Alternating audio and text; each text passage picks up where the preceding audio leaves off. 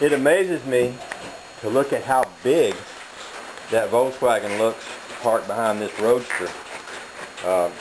You know, this Roadster sits really low to the ground. I mean, if I walk up to it, you know, the side of it comes down to, oh, about the middle of my thigh, just, you know, about, I don't know, 6 or 8 inches above my knee. That Volkswagen, as small as it is, and they are known to be one of the smaller cars in the world, looks like it's looming over the thing, you know, because it's so tall by comparison. Anyway, I'm out here today to figure out what to do next, and I guess the big thing I want to do is make this thing roll.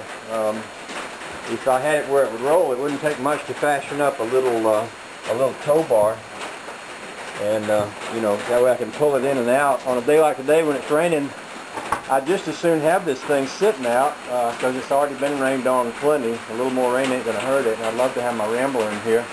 But I got a car show this weekend. If I had it in here, I could work on getting it cleaned up and stuff.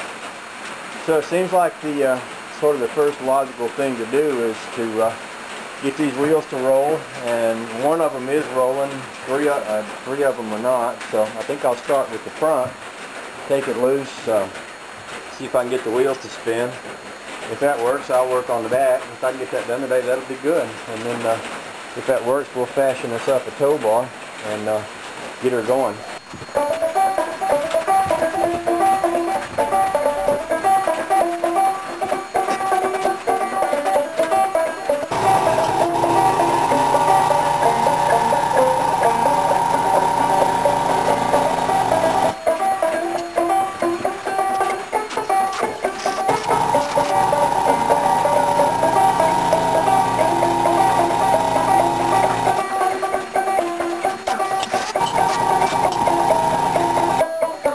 Here we are with the front wheel off. You can see up in the underside of the car, this is the front axle.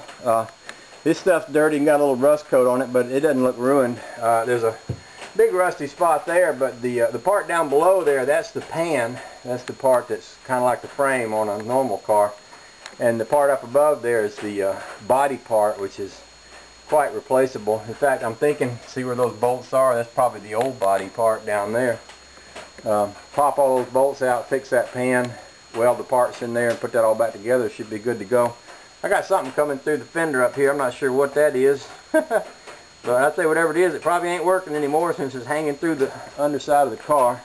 The reason I started this, though, is I was going to show you this. This is the speedometer cable. On these cars, the speedometer cable runs from the speedometer to the front wheel. When the front wheel turns, it turns the cable, and that's what drives your speedometer. Unlike a later model car, which would have had the speedometer cable on the transmission.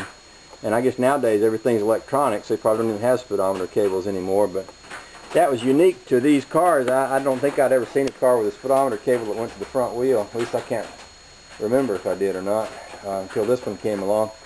Somebody suggested squirting oil inside this drum here to loosen that up. And I might do that, but the first thing I'm going to do is pop this bearing cap off and loosen the bearings and take them out just in case they're soaked with water and rusted and frozen up. And if I get them out and it still won't move, then I'll probably will squirt some oil inside there.